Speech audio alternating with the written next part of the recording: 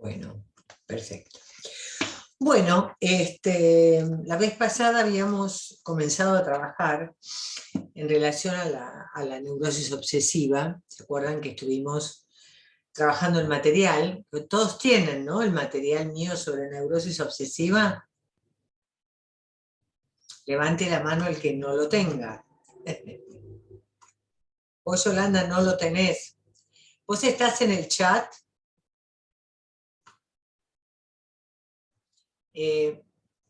Tratá de desmutearte porque no te escucho. ¿Está en el WhatsApp? Claro, yo lo dejé en el WhatsApp. Sí, entonces sí. Entonces sí. Traten de mirarlo porque no sé, yo creo que lo subí al WhatsApp. Sí, entonces sí lo tengo. Gracias. Buenísimo. Entonces lo tenemos acá.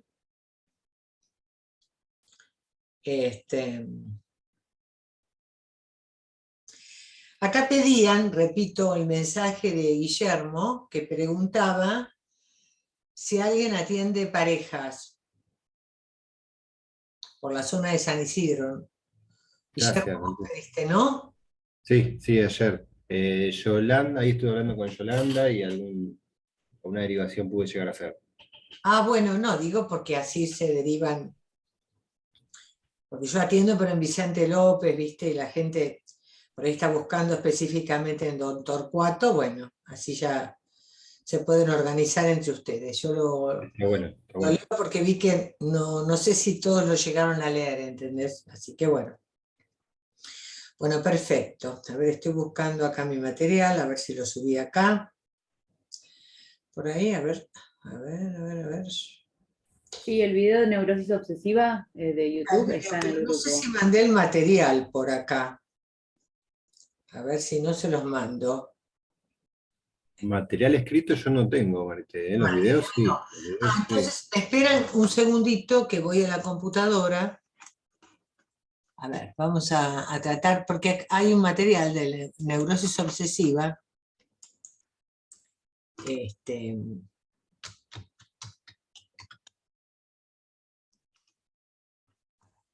Acá tenemos neurosis obsesiva. Me lo voy a mandar por mail a mí misma y se los mando a ustedes, lo bajo en el celu. A ver, ¿dónde estoy? A ver, perfecto. Voy a ir a Gmail. No, yo pensé que se los había subido, veo que no se los subí, porque yo la vez pasada estaba convencida que, bueno, que se los había mandado. A ver. Porque es un material donde están las puntuaciones que estoy desarrollando en estas dos clases, donde están todas las referencias bibliográficas, todo lo que yo les marcaba la clase pasada, que vamos a tomar referencias de Freud tomamos el carácter y el erotismo anal.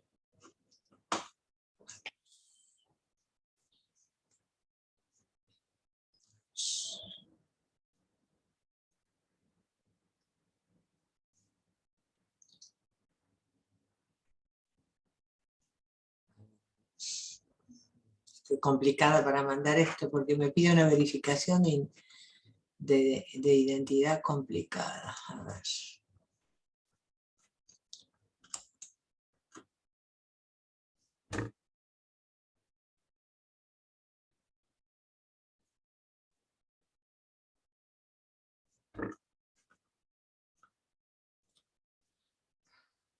Estoy complicada. A ver cómo puedo hacer para mandarles el material. A ver. Está complicado esto. Marité, perdón que te moleste. ¿Vos tenés el WhatsApp en la compu? Sí, no lo tengo en la compu, ese es el punto. Ah.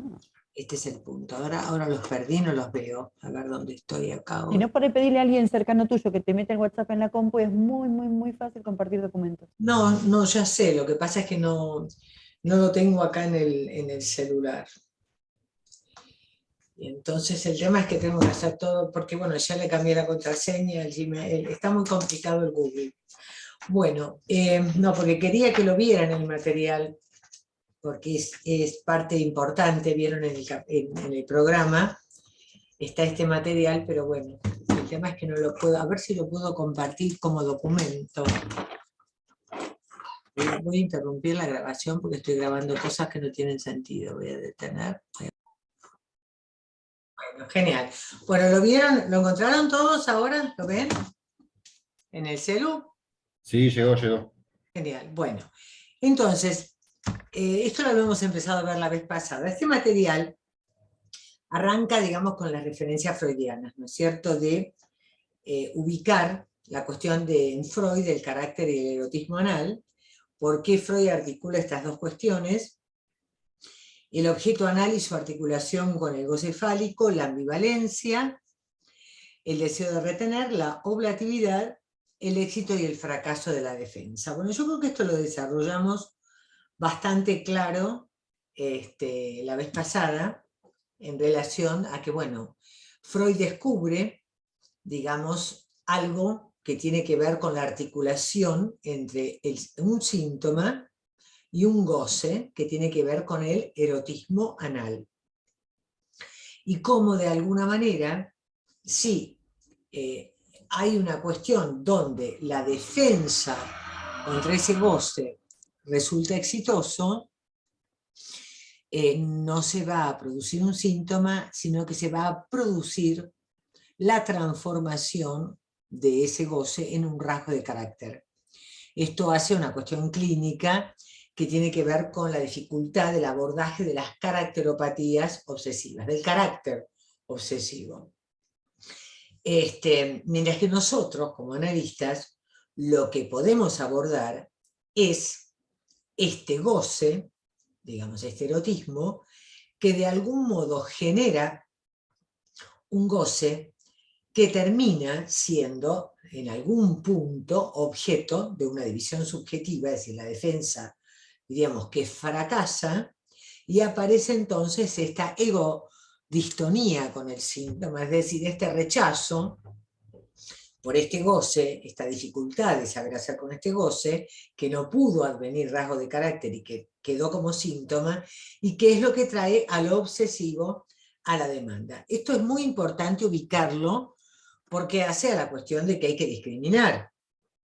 Si hay un obsesivo que viene a la consulta tomado por su división subjetiva, por esta cuestión de lo refractario, de lo complejo que le resulta su goce, a, digamos, aquellos que aparecen supuestamente demandando, a veces son análisis por encargo, porque los manda alguien, pero que cuando aparece la cuestión de la caracteropatía obsesiva, no es posible, digamos, que trabajar, porque evidentemente no se puede desplegar en tanto rasgo de carácter como síntoma en transferencia. Todos sabemos que lo que el análisis cura es el síntoma que se puede desplegar en transferencia. ¿De acuerdo? Bueno, voy rápido porque la vez pasada esto lo trabajamos un montón, así que no voy a volver a repetir. Lo interesante es que yo voy tomando esta cuestión de cómo Freud, de alguna manera, va a hacer hincapié en la cuestión obsesiva, en el modelo del erotismo anal, de cómo de alguna manera ese objeto que se retiene, que es la barra fecal, produce un goce que además va a tener que ver con un simbolismo que va a situarse en esta dialéctica entre la retención y la expulsión.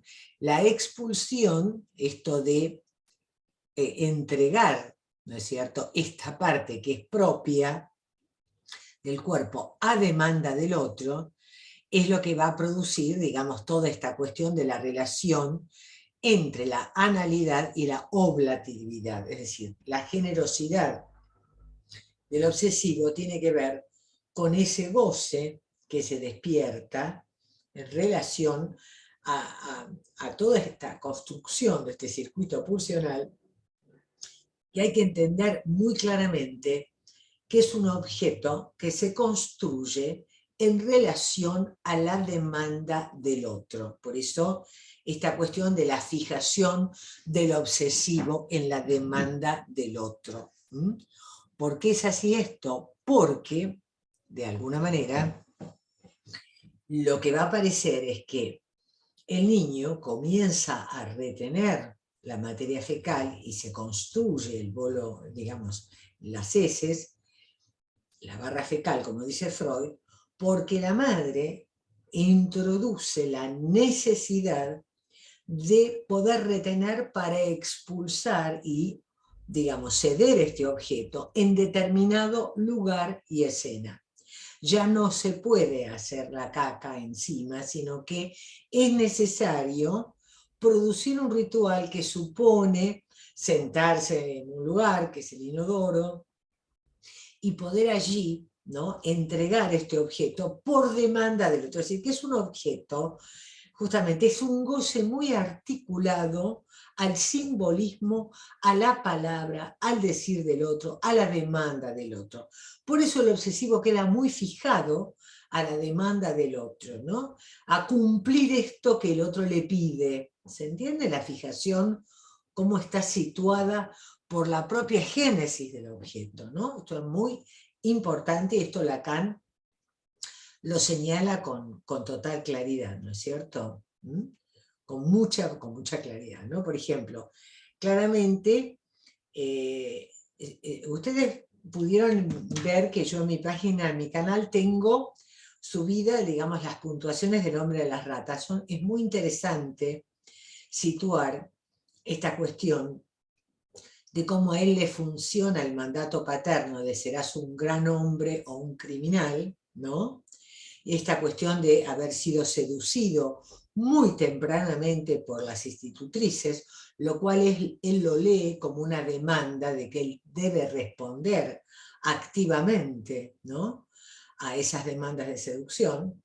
Y entonces claramente él está metido en esta cuestión de la potencia para responder a lo que se espera de él, ¿no es cierto? Y en ese sentido está esta cuestión de que, bueno, el síntoma se le desencadena a este personaje en el momento en que está haciendo el servicio militar y se encuentra, digamos, con un capitán cruel que les relata, digamos, un episodio de una tortura que practicaban los chinos, donde le introducían una rata en el ano a las personas a quienes se quería hacer confesar, ¿no es cierto?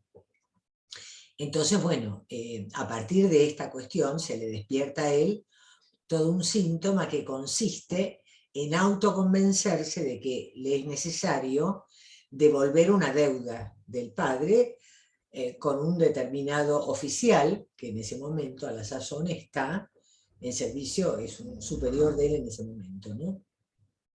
Y aparecen todas las peripecias y la angustia, porque efectivamente él se obliga a una serie, cree que debe devolver un dinero bajo determinada modalidad, que tiene que ver con una cuestión totalmente fuera de la realidad, porque en realidad ni siquiera era el capitán a que se le debía, bueno, eso se va develando, ¿no? Pero es muy interesante esta especie de dependencia, digamos, de fijación obsesiva en la demanda del otro, ¿no? Es decir, digamos, el obsesivo se defiende de su deseo de encontrarse con aquel objeto que causaría su deseo, porque él se maneja respondiendo siempre a la demanda del otro, ¿no? Yo ayer, por ejemplo, en una sesión con una pequeña paciente que es chiquita, tiene 10 años, yo le digo, bueno, ¿qué es lo que ella quiere hacer? Porque ella viene y se siente y me cuenta cosas. Entonces yo digo, si ella quiere seguir contándome cosas, si ella prefiere hacer un dibujo, o si ella quiere organizar algún juego. Y entonces ella me contesta, bueno, no sé. En un momento me dice, lo que vos quieras. Entonces yo le digo que no vale, porque ella me viene a contar que justamente está muy apesadumbrada a punto de partida de una decisión que tomaron los padres, que fue una mudanza que los padres hicieron, y que la llevó a sufrir, porque bueno, se cambiaron de barrio, de colegio, bueno, hicieron un cambio estructural en sus vidas, y ella está muy enojada porque esta decisión del otro a ella la perturbó un montón. Y ella además luce como muy, como todo obsesivo, muy aferrada y a esos objetos que perdió, el barrio, los amigos, el otro colegio, ¿no? Entonces, bueno, ante la imposibilidad de volver atrás, porque los padres no van a volver a vender la casa y volver a la otra casa, al otro barrio y al otro colegio, porque esto es imposible. Otra cuestión, el deseo del obsesivo se orienta en relación a la imposibilidad. Entonces ella, bueno, se viene a quejar de lo mal que le hace estar sometida a lo que el otro quiere. Entonces digo, ¿cómo yo te voy a decir lo que vos tenés que hacer cuando a vos lo que el otro decide por vos te hace tan mal? ¿No? Entonces, bueno, yo nunca me voy a... Ya aprendí, bueno, que con estos pacientes uno no puede ofertar, bueno, juguemos a tal cosa, porque claramente eso va a quedar ubicado como que yo estoy demandando que ella haga determinada cosa, lo cual después le va a generar un malestar espantoso, bueno, y así esto de alguna manera va a terminar en un traspié en la transferencia. Si yo tengo que seguir abierta a esperar que ella decida qué es lo que se le da la gana hacer, ¿no? Claramente. Por eso digo que los obsesivos tienen una cuestión, esta cuestión del apego a los objetos, ¿no? De la idealización de este objeto que se tuvo y se perdió, y esta protesta terrible de haber quedado, digamos, como sometido a este amo que le determinó determinada cuestión y del cual ellos no pueden zafar, ¿no? Entonces les cuesta mucho salirse de esta escena de sometimiento a este otro que siempre los caga, pero que viven ellos mirando a ver de qué se trata su demanda, porque esta es un poco la paradoja del obsesivo. O hay de que uno no les demande nada, porque ellos necesitan esa demanda para orientarse. El otro tema que yo les conté la vez pasada, que me pareció muy interesante, es esta cuestión de que ya empezamos en el punto siguiente. ¿Se acuerdan que en relación a la histeria, nosotros lo que vimos, que había un objeto predominante en la histeria que tiene que ver con el objeto oral, ¿no es cierto? Por eso muchas histéricas, cuando se desestabilizan, bueno, tienden a producir fijaciones orales, tienen trastornos, hay mucho trastorno de la alimentación ligado a la cuestión histérica. También hay obsesivas que son también, pero hay una cuestión en la histeria donde, bueno, la oralidad es una cuestión que tiene un peso, ¿no?, muy importante. Y vimos que en el obsesivo lo que Lacan va a descubrir es la importancia, es decir, la ligazón que hay entre el erotismo anal, que ya es un hallazgo freudiano, en sus escritos donde aparece toda esta cuestión, el carácter del erotismo anal, que es el texto que yo les doy, pero hay infinidad de textos, incluso El hombre de las ratas. Entonces, la cuestión de la ligazón del erotismo anal con la mirada. Es decir, ustedes saben que Lacan introduce el objeto voz y el objeto mirada. Y entonces va a mostrarnos cómo en la neurosis, en el neurótico obsesivo, el obsesivo está muy ligado, ¿no?, a sostener una determinada imagen frente al otro que estaría en situación de responder a lo que el otro necesitaría de él, le demandaría, digamos, de alguna manera, ¿no? Siempre la cuestión está en relación a la demanda, siempre el obsesivo es aquel que es el esclavo de lo que el otro le demanda o le podría demandar, ¿no? En el caso del hombre de las ratas, está muy claro esta atadura que tiene el hombre de las ratas a esta frase paterna, un gran hombre o un criminal, ¿no? Esta cuestión de estar en esta encrucijada, ¿no? De encarnar al gran hombre, que sería el hombre que debería terminar sus estudios y debería casarse con la dama que le conviene, con la dama que estaría en condiciones de completar ese estatus social que él ganaría al casarse, ¿no? Fíjense, él está atado a esa imagen donde están encarnadas esas demandas que se esperan de él. Pero lo que pasa es que este tipo está enamorado de otra mujer.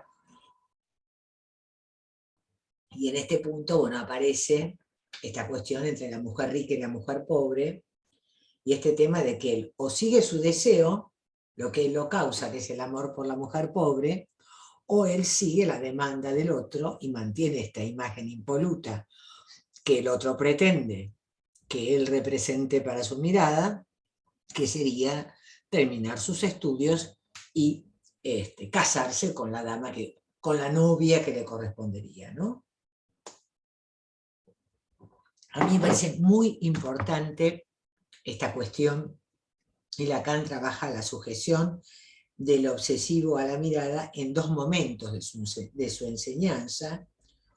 Un momento que tiene que ver fundamentalmente con el seminario de la angustia, donde Lacan va a situar esta cuestión de lo difícil que es sacar o restar al obsesivo del goce escópico, del campo de la mirada, entendiéndonos que el goce escópico, el campo de la mirada, tiene que ver siempre con algo del campo del goce y con algo de un nudo RSI, es decir, no es lo que uno ve con su aparato perceptivo, sino el goce que se despierta en relación al ver o el ser mirado o el dar a ver, ¿se entiende, no? Que es el goce que se liga en esa escena del sujeto con el otro, donde él se da a ver,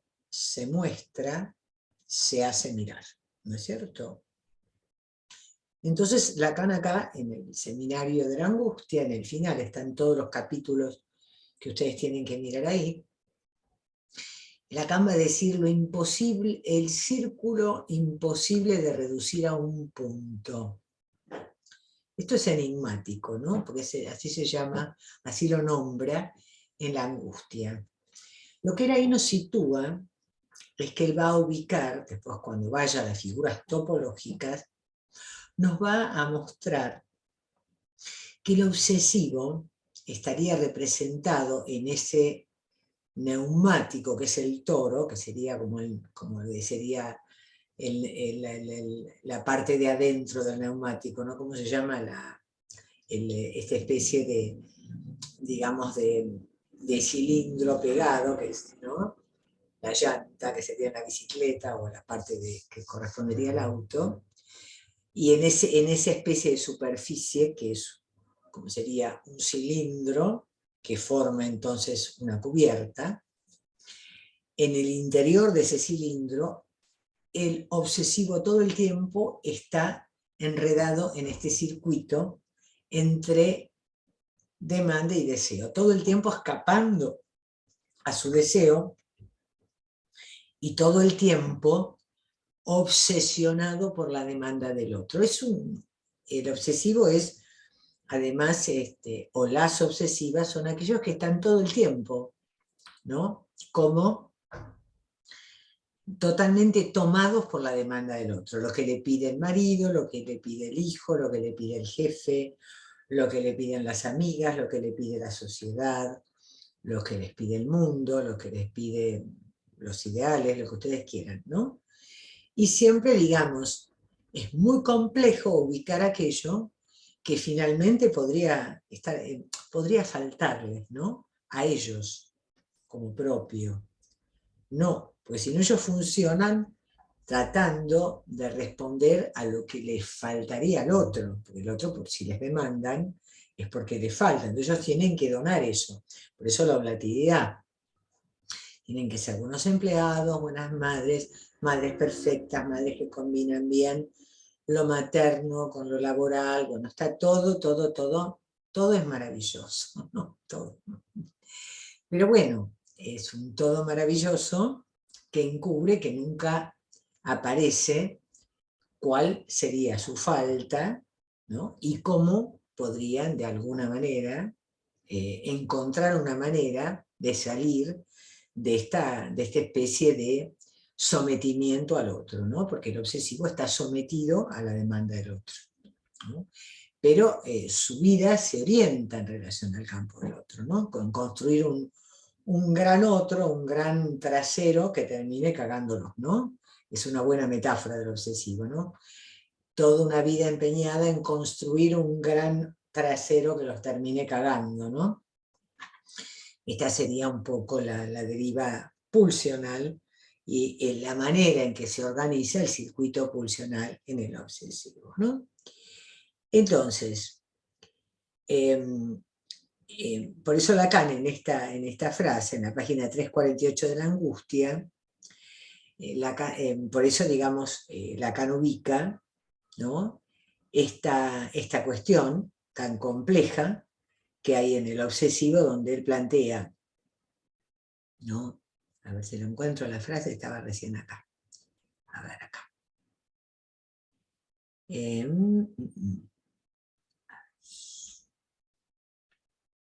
ver si lo puedo poner para leer, porque si no, me cuesta, pero bueno. Bueno, Lacan plantea entonces en esta página 348 lo que el obsesivo considera que aman es una determinada imagen suya.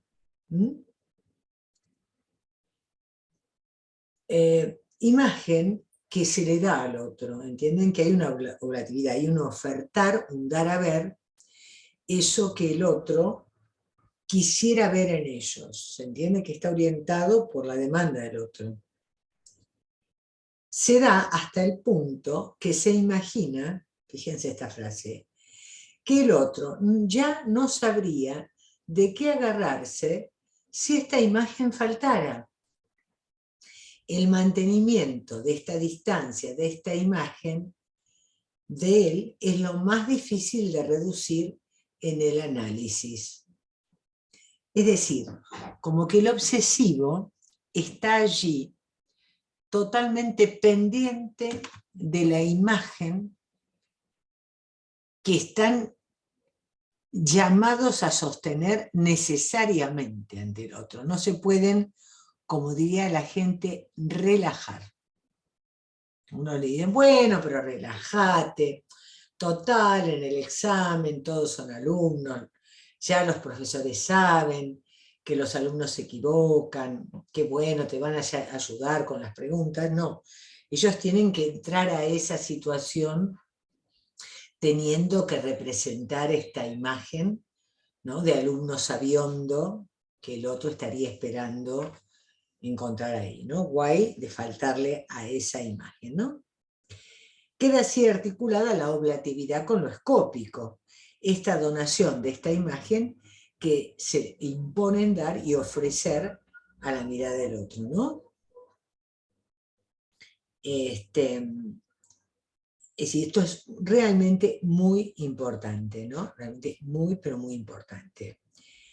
Ahora, esta cuestión, digamos entonces, lo que estamos viendo, es que hay una incapacidad en el obsesivo de retenerse en sus impulsiones, de retenerse en sus compulsiones, de renunciar a sus compulsiones o a sus rumiaciones, ¿no? Tanto los rituales obsesivos como las rumiaciones mentales son equivalentes, ¿no? Porque son siempre circuitos enredados en estas dudas, ¿no? La duda obsesiva expresa, ¿no es cierto?, es la modalidad en la cual el obsesivo manifiesta su angustia. El obsesivo, más que angustiarse, duda, se presenta dudando de todo. Y vienen con esta cuestión donde hay una rumiación permanente, ¿no? Respecto de si le convendría hacer una cosa o le convendría la otra, porque cada una de estas circunstancias tiene una cantidad de cuestiones totalmente racionales a pensar que implicarían innumerables consecuencias, con lo cual estaríamos siempre en un campo donde hay una imposibilidad también de decidir, con lo cual hay una procrastinación, ¿no? El obsesivo suspende el acto, ¿no? Porque está rumiando, porque está tomado por sus rituales de ordenamiento, porque hasta que no ordeno no puedo empezar a trabajar. Yo tengo una paciente que es muy entretenida, porque ella se demora en el trabajo, porque primero, esto es maravilloso, ella tiene un trabajo administrativo, entonces lo que primero hace es ordenar los mails por los temas de los mails. Una vez que los clasifica y los ordena en carpetas, recién ahí empieza a contestarlos, con lo cual se pasa la vida entera, porque en vez, la gente lee el tema y más o menos responde, ¿no? Si puede o no puede, si no lo archiva, lo ve después, le pregunta a otro, pero ella no, ella antes de responder los tiene que clasificar. Se entiende que eso es un ritual obsesivo, porque es como que hubiera esta demanda de que sin ese orden temático de que están los mails que piden, no sé, blanco, los que piden negro y los que piden gris y los que piden rojo, entonces están agrupados, ¿no? Según lo que cada uno demanda, y entonces recién después se pueden contestar. Por eso digo que los síntomas obsesivos dan para cualquier cosa, ¿no? Porque claramente ya después, ¿cuál es su queja? Lo extenuante que es su trabajo. ¿Pero por qué su trabajo es extenuante? Porque ella no puede relajar. Porque la imagen que tendría el otro de que ella no tiene los mails clasificados en carpetas, bueno, si ella no sostiene esta imagen, todo se derrumba.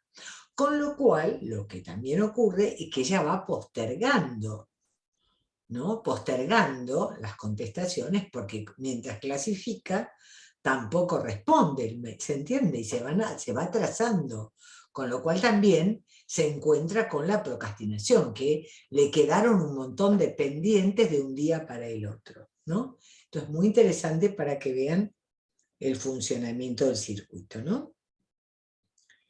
Entonces, ya Freud, estaríamos en el punto 3, ¿no? Bueno, ya Freud en sus manuscritos había situado la diferencia crucial entre el obsesivo y la histérica. ¿Se acuerdan que hay un manuscrito, el manuscrito H, que yo les doy, donde aparece que en el obsesivo aparece un goce en exceso, ¿no es cierto? Y en la histérica aparecería un goce en falta, con lo cual el obsesivo queda pegado a este exceso. Por ejemplo, en El hombre de las ratas es muy claro el exceso de las escenas de seducción de él con sus institutrices, ¿no? Y de un padre violento, que también lo maltrataba, hasta que un día él lo encara y se defiende, y es ahí cuando el padre le dice que serás un gran hombre o un criminal.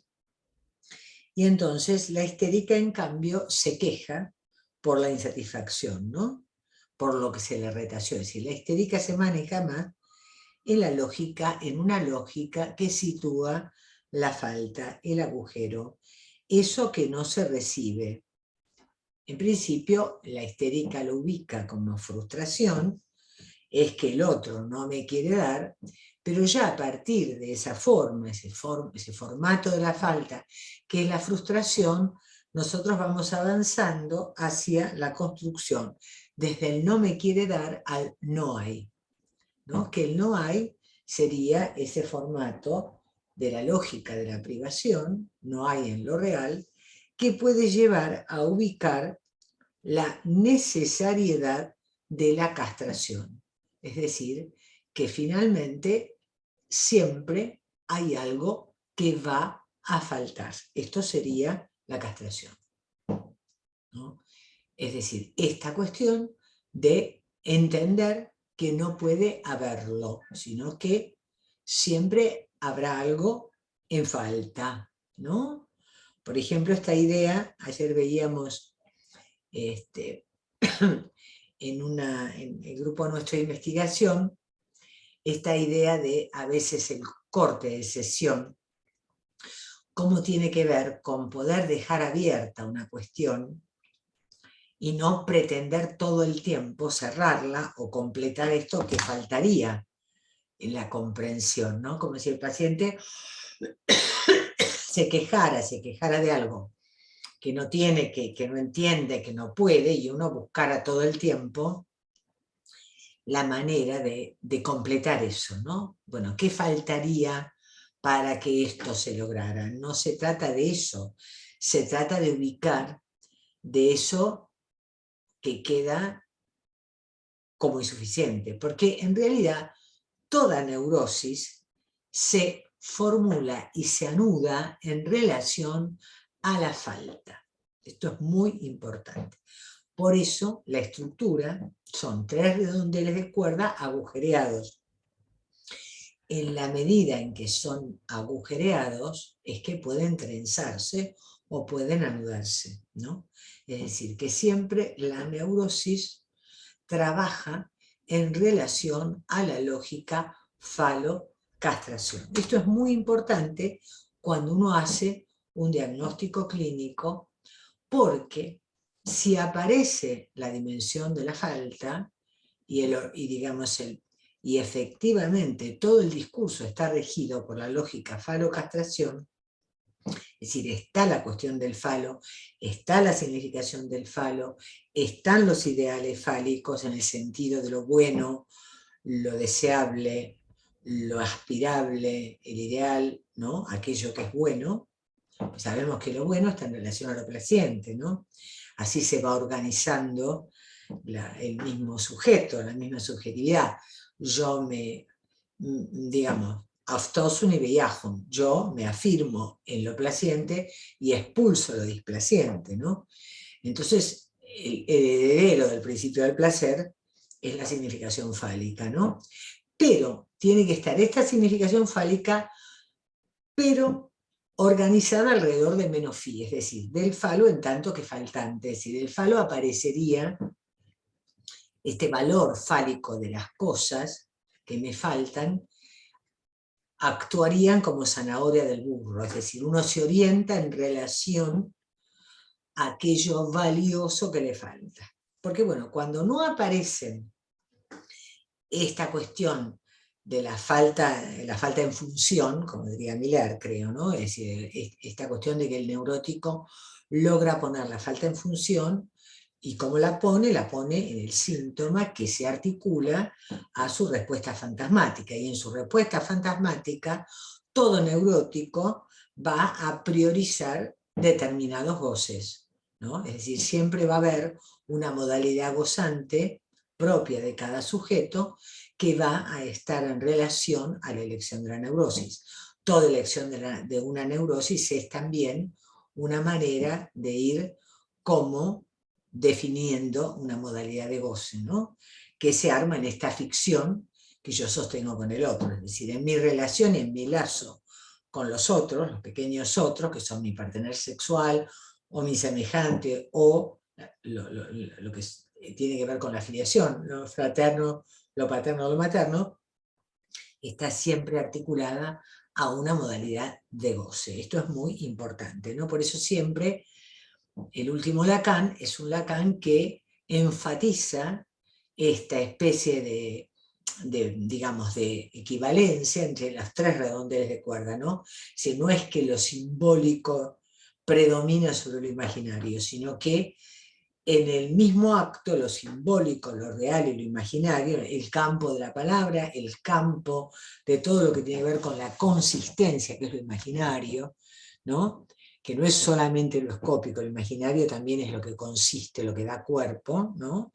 Y lo real, que es el campo del goce, tienen que anudarse en simultáneo Y ahí se arma el nudo neurótico, ¿no? El Lacan del 23 va a proponer un cuarto nudo para que se sostenga este nudo de 3, ¿no? ¿Se acuerdan que el 23 es el Lacan de Joyce, ¿no? Y entonces por eso Pommier en estos textos habla del síntoma obsesivo y el síntoma histérico, porque en realidad sería qué cuarto nudo, ¿no? Se le hace necesario al obsesivo y a la histérica para que el nudo de 3 se estabilice, ¿no es cierto? Bueno, en el seminario 23, justamente lo que va a aparecer en el obsesivo, como la rana, va a tomar la fábula de Esopo, de la rana que quiere ser buey. El obsesivo está situado del lado de tener que semblantear, ¿no es cierto?, la potencia fálica, ¿no? Sostener que hay, poner el cuerpo para ello, el obsesivo tiene que ubicarse en ese lugar, agotándose en su trabajo incansable, que al modo del mito de Sísifo, empuja la pesada piedra del ideal, siempre en sintonía con su objeto anarioscópico, ¿no? La valiosa caca que debe retener o regalar, la valiosa imagen que tiene que sostener para agradar al otro, que siempre se le cae y debe recomenzar. Yo articulo, esto no está en Lacan, pero a mí se me ocurre que es muy interesante articular el mito de Sísifo con lo que sería la fábula de la rana y el buey, porque finalmente en la fábula de la rana aparece como una pequeña rana que se encuentra de repente con una imagen maravillosa de un buey encantador y magnífico y espléndido, e inmediatamente necesita, al ver esto, es decir, claramente recoge en esta imagen el valor fálico que tiene este cuerpo enorme del buey, y entonces, regido por esa apetencia fálica, por ese deseo de encarnar el tener el falo, ¿no?, tener esta potencia, entonces la rana se insufla, y se insufla hasta que revienta, ¿no? Esta cuestión del exceso de goce en el obsesivo que lo lleva a reventar, ¿no? A reventar a la letra, ¿no? Porque es tal el exceso de goce que finalmente revientan, muchas veces en el cuerpo, ¿no? El obsesivo muchas veces tiene problemas corporales, es decir, tiene, digamos, estos excesos van muchas veces a parar al cuerpo, ¿no? La rana se encuentra con el buey y quiere emularlo, ¿no? Hay potencia fálica en este cuerpo excedido, desmesurado del buey. Y él no va a ser menos. Se insufla, pregunta a sus partener si ha llegado a alcanzar el buey, además si él le pregunta a los demás si ya ha llegado al tamaño del buey, le dicen que no, que esto es imposible, pero él insiste en lo imposible hasta reventar, ¿no? Entonces, la consagración del obsesivo al trabajo es un testimonio bastante suficiente de esta fábula. Es muy común que el obsesivo, tomado por este ideal fálico que puede representar ser un padre proveedor o un sostén potente de la familia, lo lleva a reventar también, ¿no? Esta cuestión de trabajar de más. Su deseo entonces se perfila como imposible, ¿no? Esto del mito de Sísifo es interesante porque siempre yo creo que el obsesivo arrastra este síndrome de Atlas, este dolor corporal que tiene de tener que sostener al mundo en sus hombros, ¿no? Esta pesada piedra del ideal que le pesa y que él tiene que llevar hasta la cumbre, pero en el camino se le cae y tiene que recomenzar, ¿no? Esto es muy característico también del goce obsesivo, ¿no? En la página 348 del seminario, Lacan plantea, fíjense que esto es anterior, a ver, esperen que tengo un chat, a ver qué me dicen. A ver qué me dicen. A ver, claro, las dietas, sí, claro, acá me cuenta Matías Colombo. Claro que los rituales a veces no necesariamente pasan por el trabajo, pueden ser, por ejemplo, la gente que va obsesivamente al gimnasio, que hace dietas obsesivamente, las dietas veganas, ¿no? Para no dañar a los animales. Mucho obsesivo es vegano por evitar el sufrimiento a los animales, y entonces hay una estrictez y una meticulosidad en la selección de los ingredientes, que bueno, realmente es muy importante, ¿no? Muy importante, muy claro, muy visible. O también las obsesivas que están todo el tiempo con retoques corporales, ¿no? Para tratar de lograr el cuerpo o la cara ideales, ¿no? Es decir, que se hacen lipoaspiraciones, estiramientos, ¿no? Este tema de la imagen ideal, ¿no? Bueno, entonces vamos con esta frase.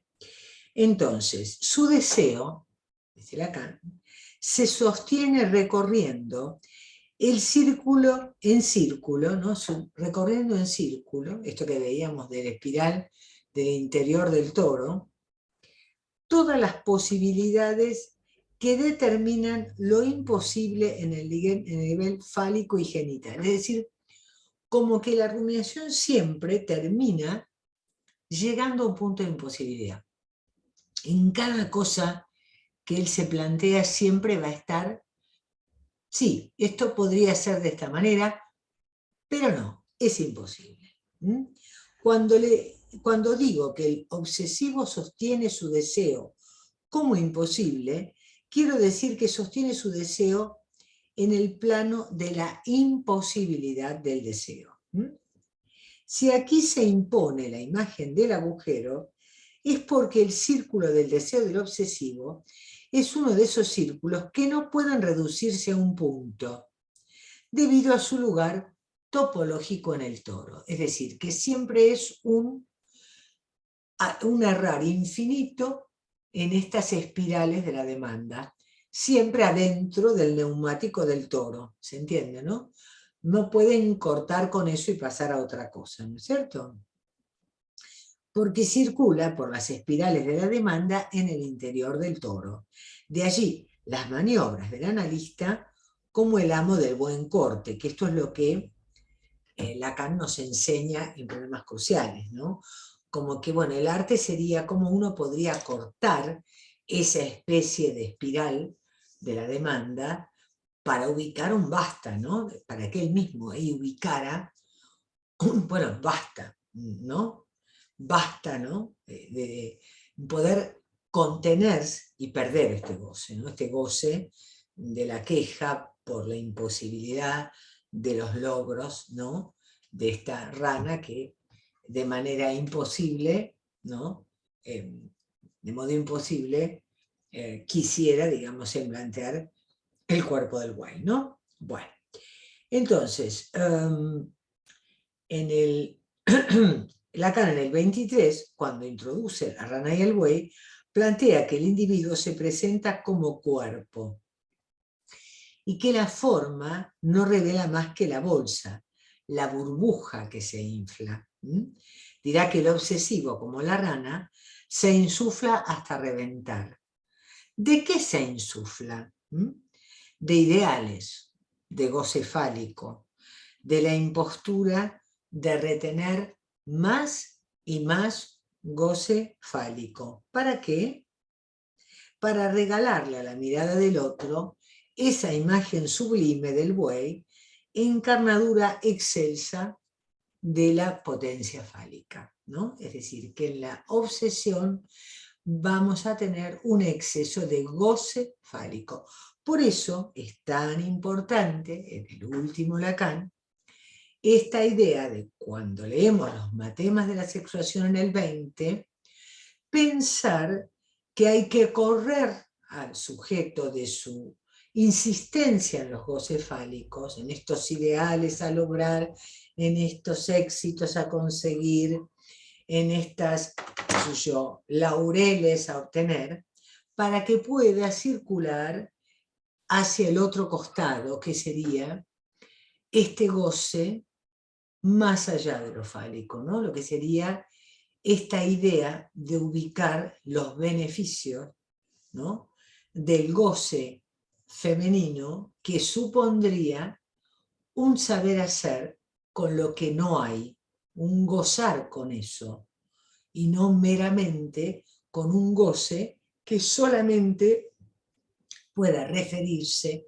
a la obtención de lo fálico, al semblante de lo fálico. Esto clínicamente es muy importante, es casi crucial, porque es algo así como lograr esta manera de poder apaciguar vía castración este exceso de goce fálico que habita sobre todo y particularmente en el neurótico obsesivo, que viene siempre perturbado porque no le alcanza lo que gana, el puesto que tiene, el auto que tiene, la casa que tiene, la mujer que tiene, los hijos que tiene, siempre le faltan cosas mejores que la que él tiene y vive torturado y perturbado por esta cuestión, ¿no? Por eso digo que esto hay que situar siempre en la dirección de la cura, esta dimensión del exceso al que nos conduce el goce fálico, ¿no? Preguntas, porque ahora vamos a ver entonces el último punto, que sería la diferencia del fantasma obsesivo en los hombres y en las mujeres, siguiendo nuestra línea del seminario, que siempre decimos que no es lo mismo, no hay una equivalencia entre la histérica y el histérico, tampoco la hay entre el obsesivo y la obsesiva. Yo tengo una pregunta, Marite. Es un poquito básica, pero bueno, va por acá. He escuchado, pero no sé ni de qué fuente, que una buena dirección de la cura cuando uno se trata con un obsesivo es histerizarlo. Lo que me cabe la pregunta es esto, esta afirmación, no sé ni la fuente, sí, no es ni de esta semana. Primero, ¿es correcto? Segundo, ¿se trataría de que se vincule con su cuerpo de una manera más libidinizada? ¿De qué se trataría histerizar a un obsesivo? Bueno, histerizar no es en relación a volverlo histérico, sino en lograr la histerización del discurso. Esta es una muy buena pregunta. Porque una cosa es la histeria y otra es la histerización del discurso que Lacan propone en el seminario 17. Lacan ubica 4 discursos. El discurso del amo, que consiste en ese discurso que está orientado por un significante amo, que es el amo que dice, bueno, las cosas son así, no hay razón, esto va para este lado, logra entonces que las cosas marchen, ¿no? Es un discurso sostenido desde el significante uno, ¿no? Desde un supuesto saber, ¿m?, que el amo dice, pero que en realidad interroga al esclavo, pero no importa, que es el que verdaderamente sabe, pero bueno, el amo se apropia de esto y ubica ahí en ese lugar de ordenamiento al discurso, al S1, ¿no? El discurso universitario está regido por el saber, S2. Es decir, el discurso universitario se sostiene en la creencia de que es posible saber. Un saber sobre las cosas, ¿no? Un saber sobre las cosas que siempre se va a mostrar insuficiente, pero no importa, porque siempre va a haber la excepción, porque siempre, digamos, para que haya un universo uno tiene que dejar afuera la excepción, ¿no? Siempre, aún en la ciencia. El discurso universitario sigue el formato cartesiano de Descartes, que para construir la ciencia moderna tiene que hacer este ejercicio de la meditación, donde él dice, bueno, yo no me voy a meter con la verdad, porque la verdad es lo que Dios sabe, dónde está la verdad, solo Dios sabe dónde está lo verdadero, pero yo me voy a ocupar de ver qué es lo posible de saber respecto de los objetos que me rodean y cómo manejarlos. Ese es el discurso de la universidad. El discurso histérico es el discurso que está comandado por el sujeto tachado. Lacan ubica el matema del ese tachado. ¿Qué significa que hay discurso histérico? Que el síntoma le hace pregunta al sujeto. El síntoma, o más bien el analista, lee el síntoma como pregunta y sostiene, y ahí comienza el dispositivo analítico. Entonces, con histerizar al obsesivo es, bueno, abrir la pregunta de por qué sería tan importante cambiar el auto todos los años. ¿Dónde está escrito eso? ¿Quién lo dice? ¿Dónde está? ¿Dónde está esa norma? ¿Por qué debería ser así?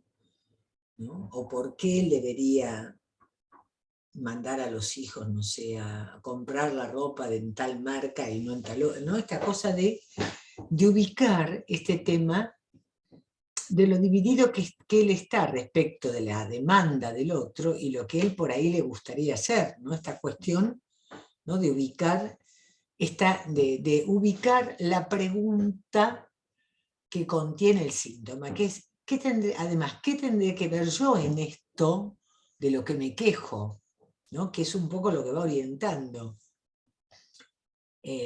Entonces el discurso, digamos, el discurso de la histérica es el que permite encontrar un sentido para el síntoma, abrir ese sentido unívoco que tiene para el obsesivo las cosas, porque él tiene como un catecismo y un dogma donde cada cosa tiene una explicación, y poder poner en cuestión esto es histerizar el discurso obsesivo.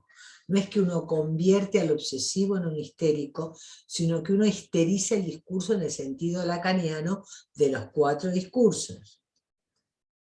Es decir, esto que me pregunta acá Guillermo, claro, porque el S tachado puesto en circulación en el dispositivo del análisis lleva a que el sujeto se implique en ver qué tiene que ver él con esto de lo cual él se queja, ¿no? ¿Cómo él es responsable por estos goces que lo habitan? Y cómo está, de alguna manera, en sus manos esta rectificación de goces.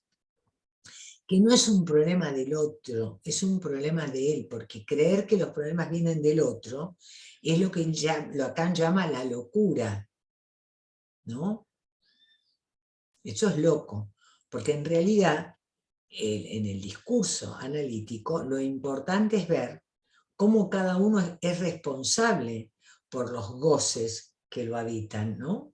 Y cómo debe reordenar este circuito de goces para lograr que el plus de gozar, la promesa de goce, sea aquello que oriente su deseo y no estar todo el tiempo tomado por estos goces que supuestamente le vienen del otro que lo tiene ahí aturdido, que el pájaro carpintero que le pica la cabeza.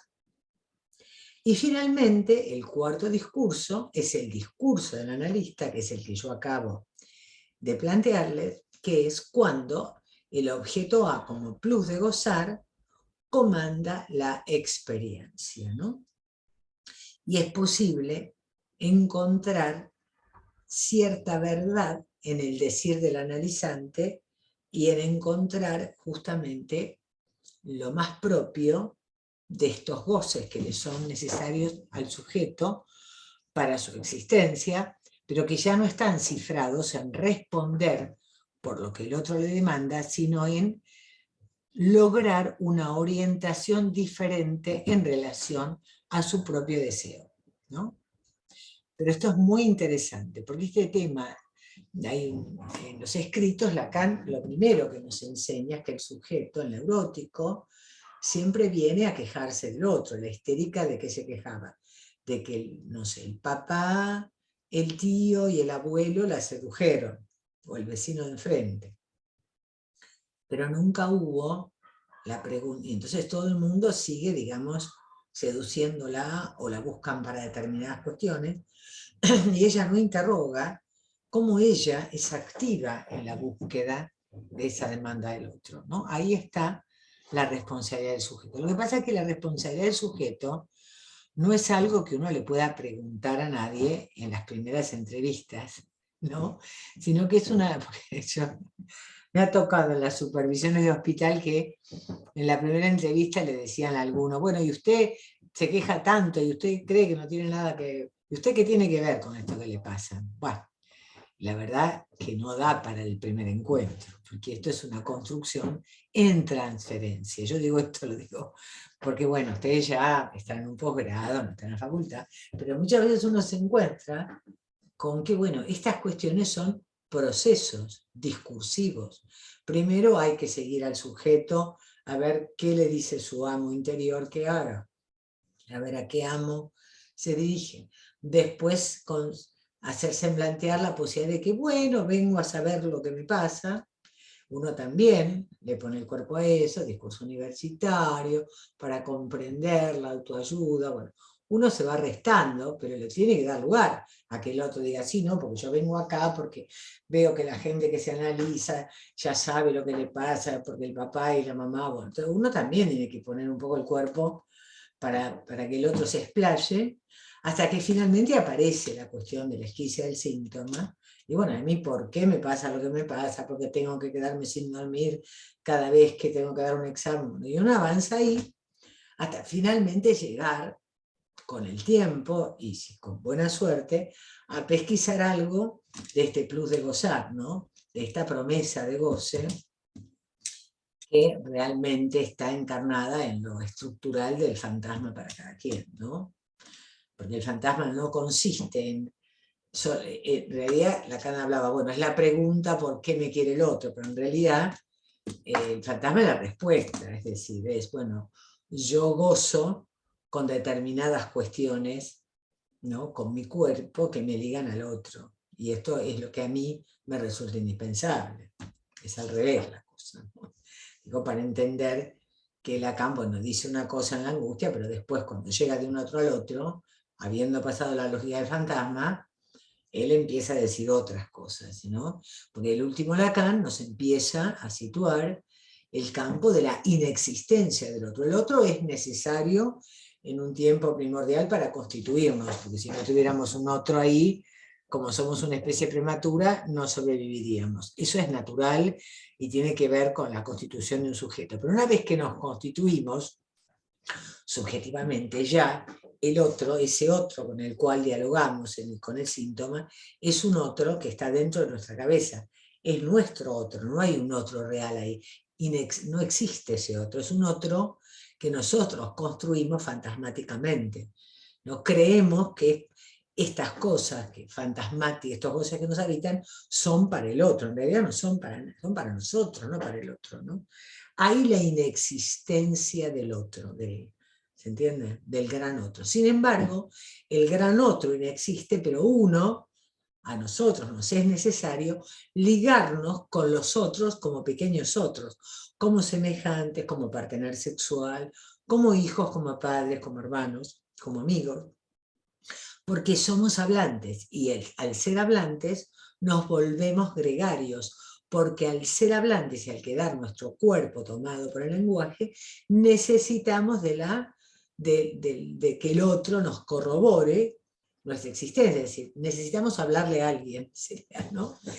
Porque somos hablantes, somos naturalmente demandantes y necesitamos construir un lazo con el otro a partir de lo que sería el amor. Bueno, pero no voy a parar acá porque si no, no voy a terminar de dar todo lo que tengo que dar de esto. Les tengo que mandar, antes que me olvide, también el escrito sobre el amor, porque acuérdense que este año vamos a hacer una jornada sobre amor, deseo y goce. A mí me toca hablar sobre el amor y me interesaría que ustedes lo pudieran mirar, porque la verdad que está bueno, porque yo tomo estas cosas desde el último Lacan, ¿no? Bueno, el obsesivo y la obsesiva, volvemos a nuestro tema. Bueno, te contesté más o menos, Ana, tu pregunta. Bueno, el obsesivo y la obsesiva son ranas que se insuflan, pero que tienen diferencias importantes en relación a la cuestión del padre. Porque uno es hombre y otro es mujer, ¿no? En principio. Para el hombre, los excesos de goce quedan entrampados siempre en la cuestión del parricidio, porque volverse potente, volverse hombre, tomar las insignias paternas en la denominación del Edipo, imaginariamente es vivido en el hombre como matar al padre, como parricidio. Por eso el parricidio y el incesto son los dos goces que Freud, digamos, desarrolla en su obra, ¿no es cierto? Este parricidio que va a parar en el obsesivo en el sentimiento de culpabilidad. El buey es también el padre, a quien es necesario matar, no sin antes haberlo incorporado, porque esta es un poco la metáfora, incluso freudiana. Los hijos, ¿se acuerdan del mito de Totem y Tabú? Hay un padre que dispone de todas las mujeres, goza de todas las mujeres e impide a todos sus hijos el acceso a la mujer.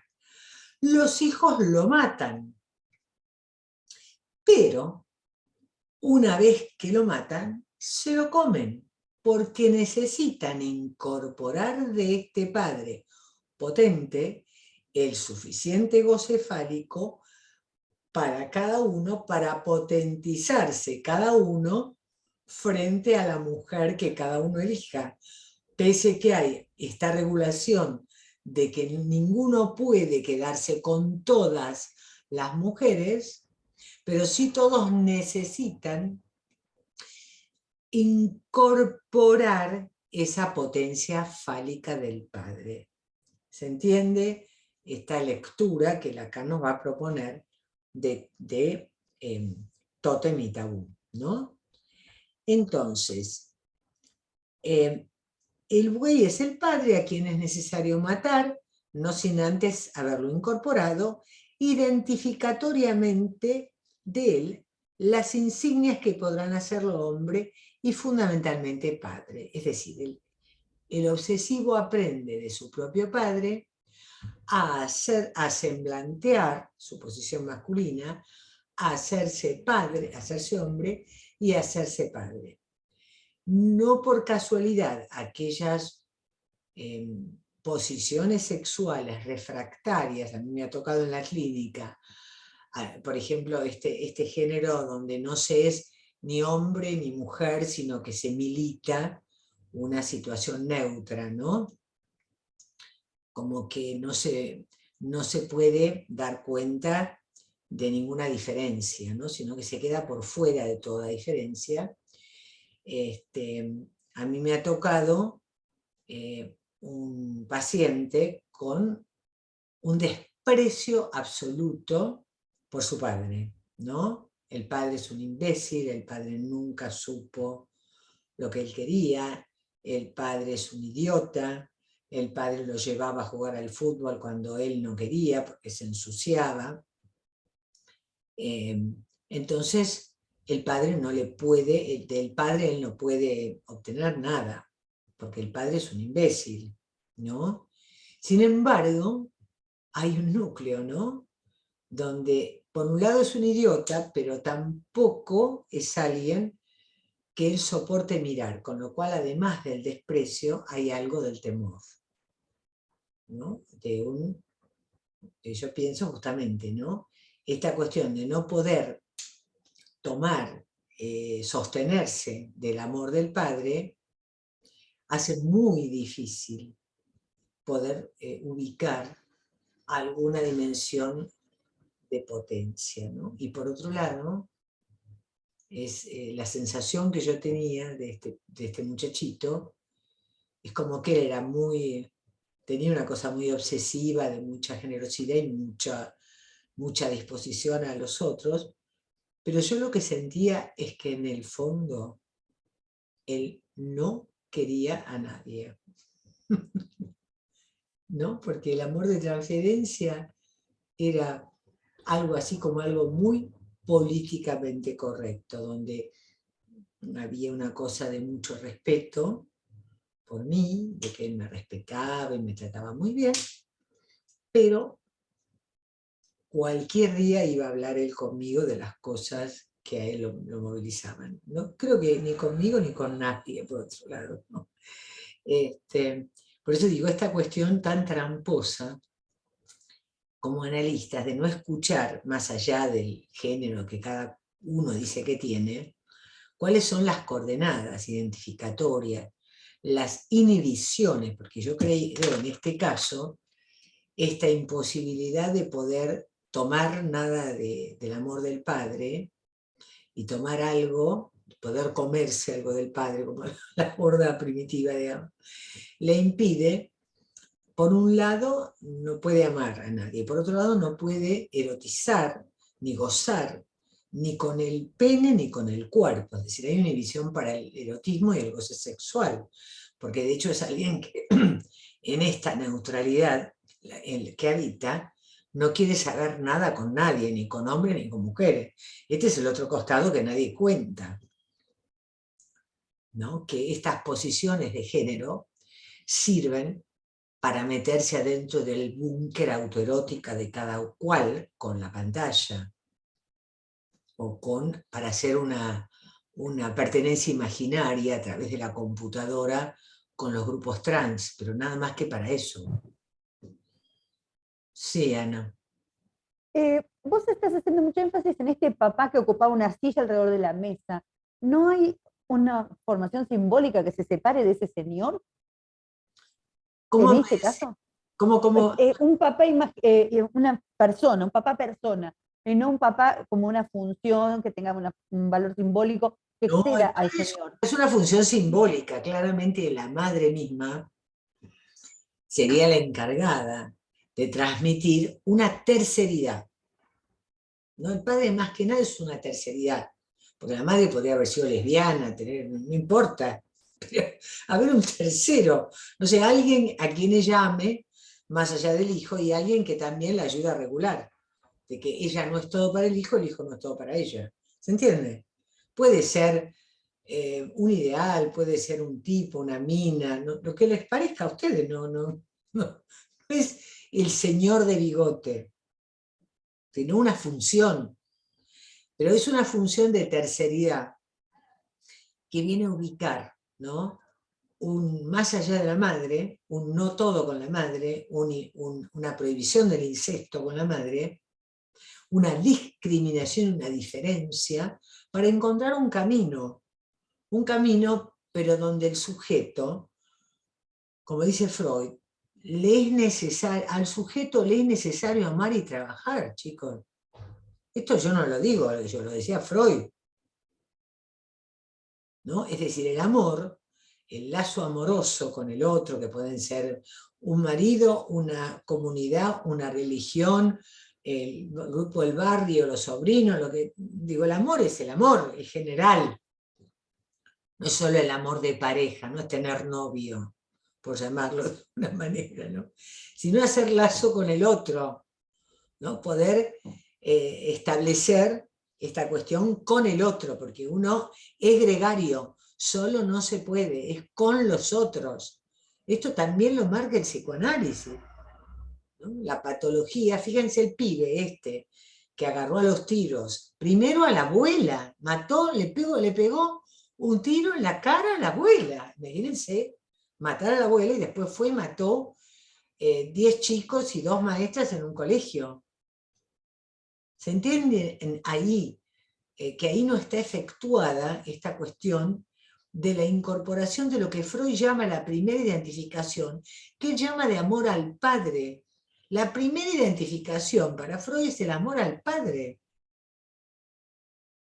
Pero no es el amor a un tipo concreto, una persona real, sino que es esta idea de la incorporación, de la entrada del significante en el cuerpo, y este tema, digamos, de cómo este cuerpo se vuelve gozante a partir de la entrada de ese significante en el cuerpo, y la necesidad de poder saber hacer y ordenar estos goces que me habitan, digamos, ligándome con los otros, haciendo lazo, a condición de que el amor permita el deseo, que el goce pueda condescender al deseo, es decir, que cierto goce me sea posible en relación a mi deseo.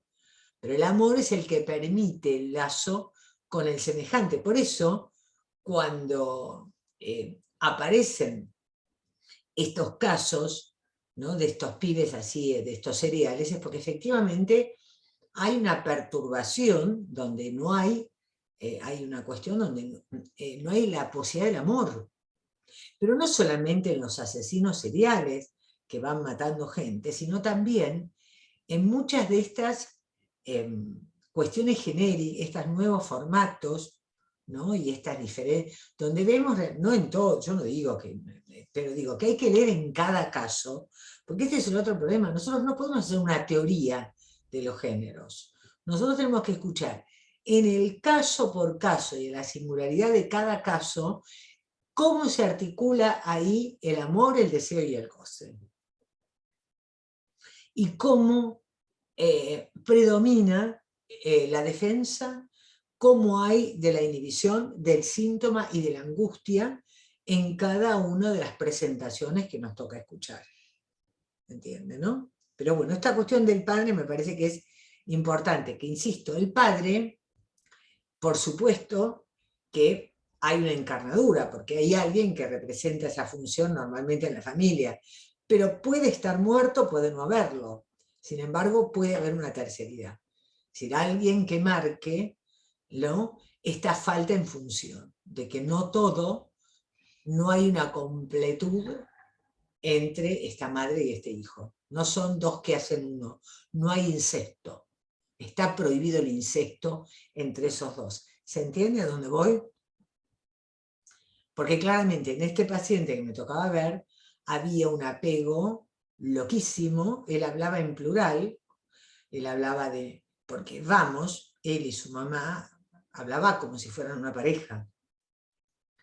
A mí me costó mucho que él pudiera recortarse en su diferencia con su madre. Eso sí creo que lo fuimos pudiendo lograr, pero bueno, todo el resto de la cuestión quedó ahí en el tintero, ¿no?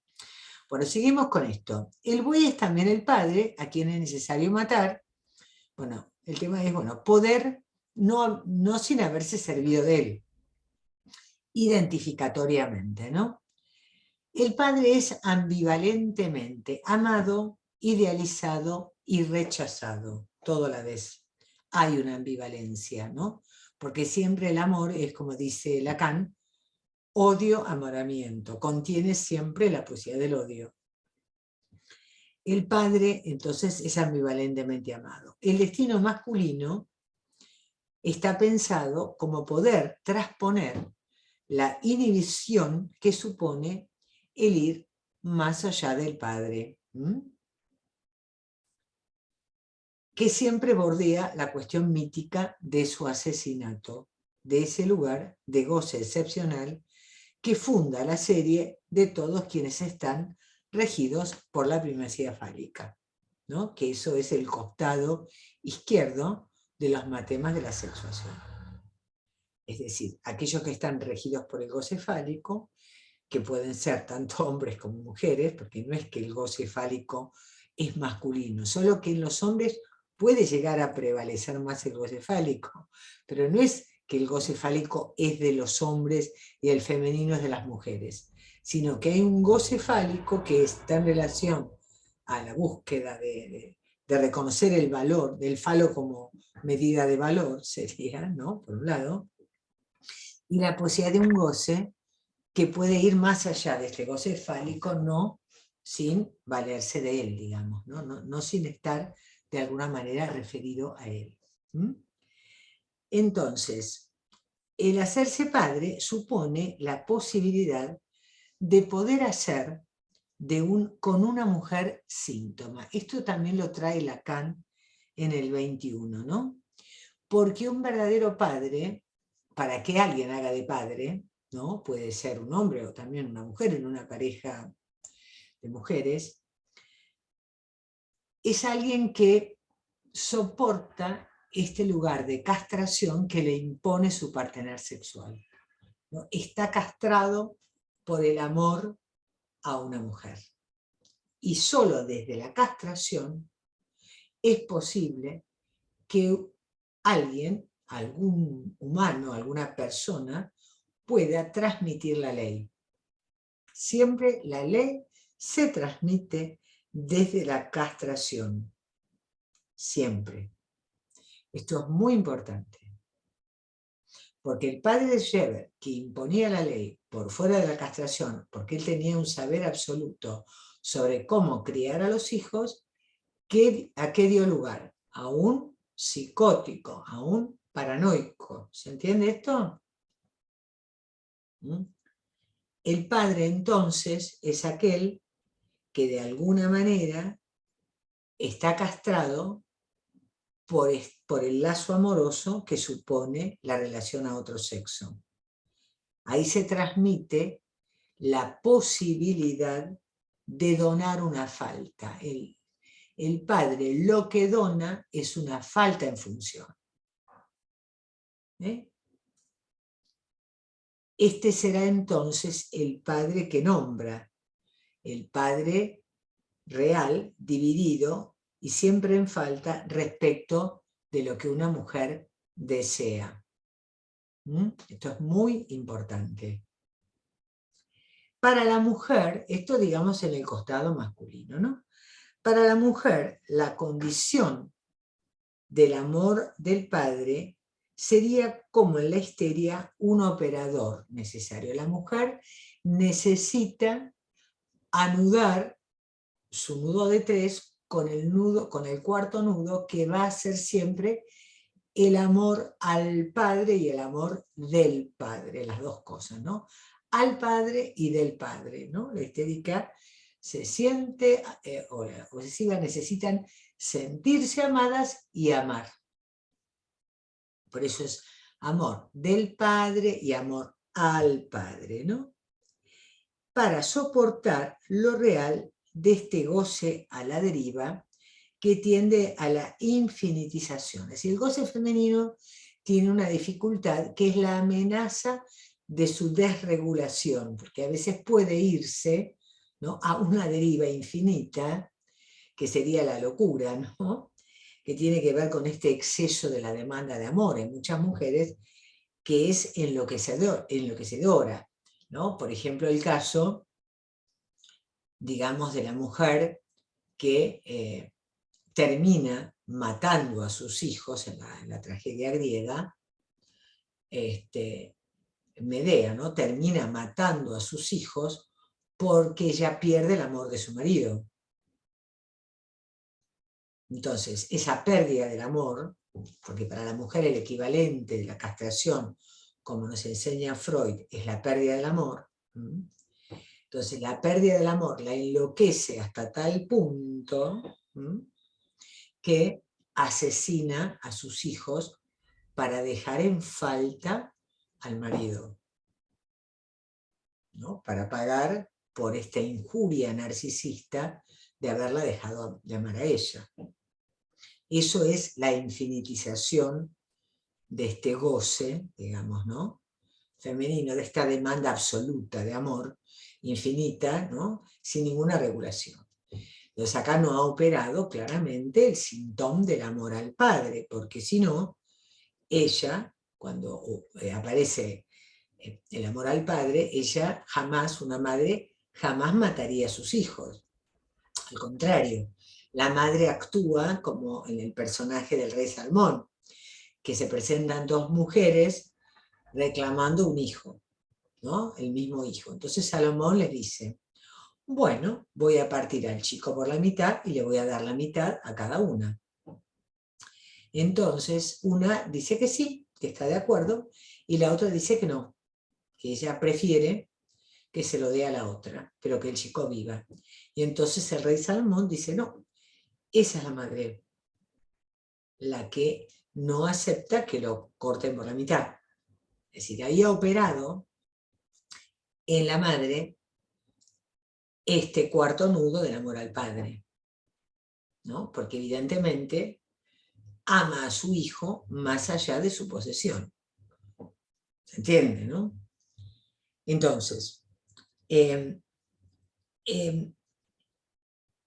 ser una mujer, escribiendo la barra sobre la mujer, implica de alguna manera siempre esta operatoria, esta necesaria operación del síntoma del amor al padre para poner límites a los excesos de goce. En la histeria lo que sostiene ese amor, ¿se acuerdan que esto lo vimos? Es su propio ser. Buscaría ser amada, la histérica, por lo que ella es, por lo que le falta, diríamos, ¿no? Ella, de alguna manera, la histérica siente que la aman por lo que es. Su papá la ama por quién es, por lo que es ella, más allá de lo que haga. Es lo que ella es, sobre todo a nivel del cuerpo, ¿no? La defensa contra el primitivo traumatismo es la seducción, ¿no? Lo pasivo de haber sido pegada por el padre se transmuta en actividad, que es seducirlo. También esto permite pensar el síntoma histérico con el que resguarda al padre como padre. Esto también es de Pommier. En el momento en que la escena de seducción ha tenido éxito, a la histérica, ¿qué le pasa? Le duele la cabeza y entonces no puede consumar. El síntoma histérico restaura y pone al padre en su lugar. Lo desexualiza, ¿no?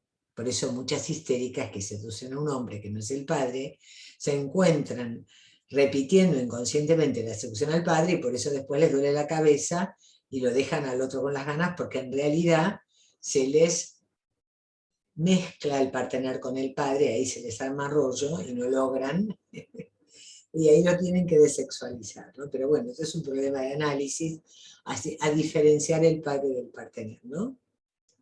Bueno. En la obsesiva, en cambio, pareciera que lo que sostiene el amor del padre y el amor al padre es su posibilidad de hacer, ¿no? Ella va a tratar de hacer, de saber hacer con los ideales fálicos del padre. Entonces va a estudiar la carrera que el padre quiere que estudie, va a desempeñar el cargo que el padre quisiera que ella ocupe, va a tener la familia que el padre quisiera que ella tuviera, ¿entiendes? Son todos logros en el campo del hacer y no en el campo del ser, como la histérica. Entonces, la obsesiva también busca en alguna manera, y ese es su problema, insuflarse como la rana, ¿no? Pommier dice que los obsesivos desplazan la seducción, que sería gustarle al padre, por sostener aquellas cosas que como ideales le gustarían al padre, ¿no? Esto es muy interesante. No es que los miran por lo que son, sino por lo que ellos hacen, y hacen en relación a esta cosa de apetito de ideales y simbólicos del padre, por esta mayor habilidad que tienen los obsesivos en el campo simbólico. Entonces, la obsesiva dona al padre su imagen amable, portadora de los ideales que al otro le haría necesario ver para hacerse amar. Por eso es una neurosis más refractaria a construir la posición femenina en el sentido de poder saber hacer con lo que no hay. Porque, como señala Pommier, el síntoma masculino está más al servicio de eludir la feminización en el goce corporal por parte del padre. También en el hombre histérico se elude la feminización, pero más fallidamente, porque fracasa el recurso de la simbolización. Esto ya lo vimos lo suficiente la vez pasada, que sostiene a un padre muerto en sus insignias e ideales y no vivo en su potencia feminizante. Esto es muy importante, ¿no? Que el padre del obsesivo siempre va a ser más un padre muerto, más vivo en el sentido de que está vivo en sus ideales, no en su presencia real y en su posibilidad viril de seducción o de de violación o de violencia. Bueno, siendo las -4, me callo para que ustedes puedan comentar y preguntar. Con esto damos por terminado el tema de neurosis obsesiva. Hay muchísimo más, pero bueno, evidentemente yo les quería contar un caso clínico, pero no me va a dar el tiempo porque tenemos la clase que viene. Nos quedan 2 clases, porque creo que en julio tenemos un feriado, el segundo sábado. Entonces creo que nos quedan, porque son en total 9 clases, son 2 de marzo, 3 de abril son 5, 2 de mayo son 7, 9 y 2 de junio son 9.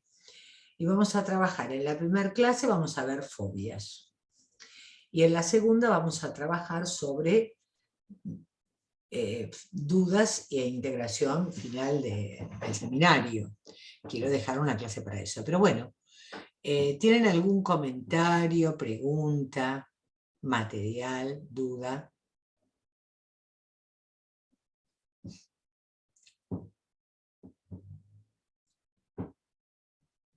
Yo esta clase la estoy grabando porque hay una compañera de ustedes que me planteó que no podía venir, así que la voy a subir a mi página, aunque sea un tiempito, porque mucho material clínico no hay problema. Allí la pueden refrescar después, pero bueno, ¿alguna duda, comentario? Guillermo, tenés que desmutearte. No, no estaba por preguntar nada igual, ¿eh? Ah, perdón, entendí un gesto que levantaban la mano, perdón. Hola, ¿qué tal? Bueno, Marité y a todos.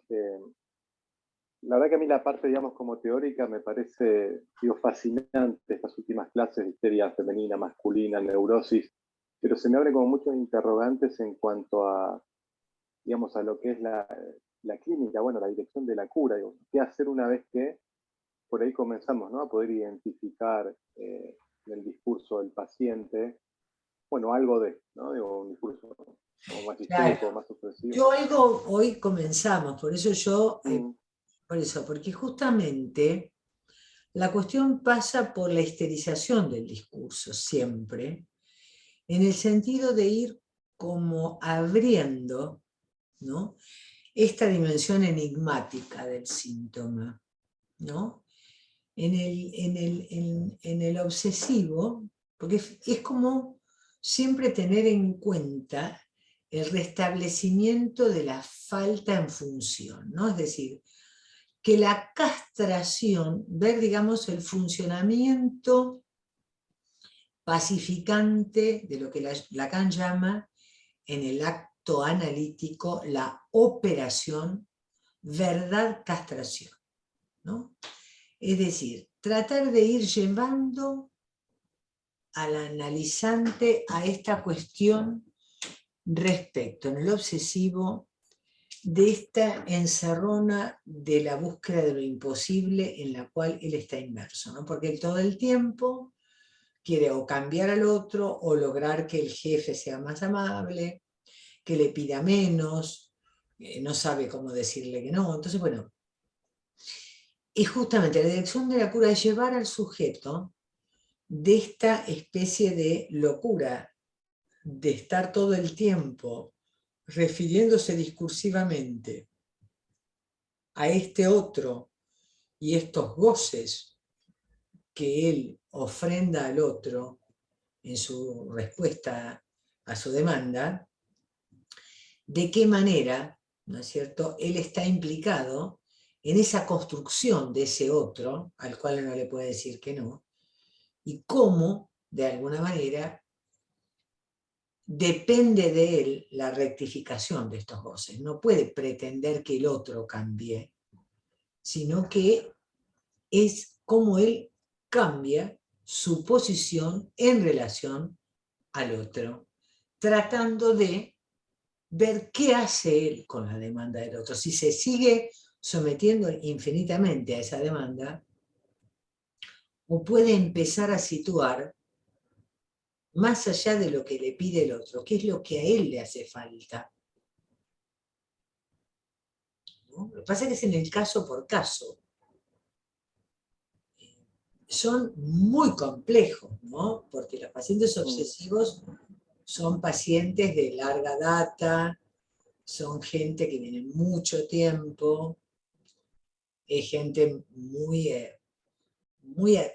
encadenada a la imagen que el otro tiene de ellos, a esta adherencia, a esta retentividad, ¿no? De las cosas valiosas que no pueden perder, entonces no pueden ganar, son muy conservadores, porque entonces siempre está la duda de si esto nuevo nunca va a ser mejor que lo que ya tenían, ¿no?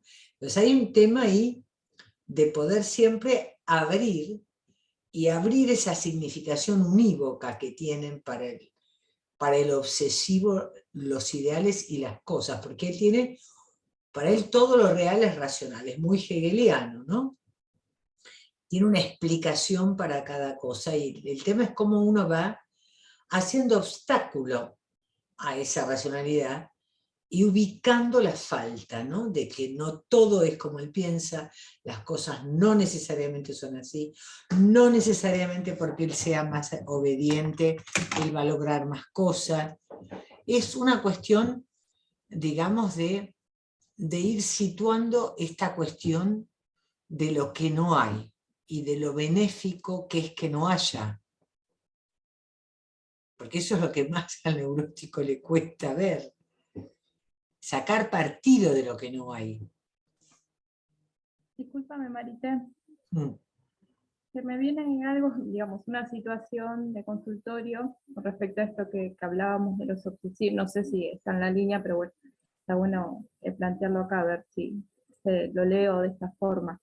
Un paciente viene hace muy pocas sesiones y viene con esto de que él molesta al otro.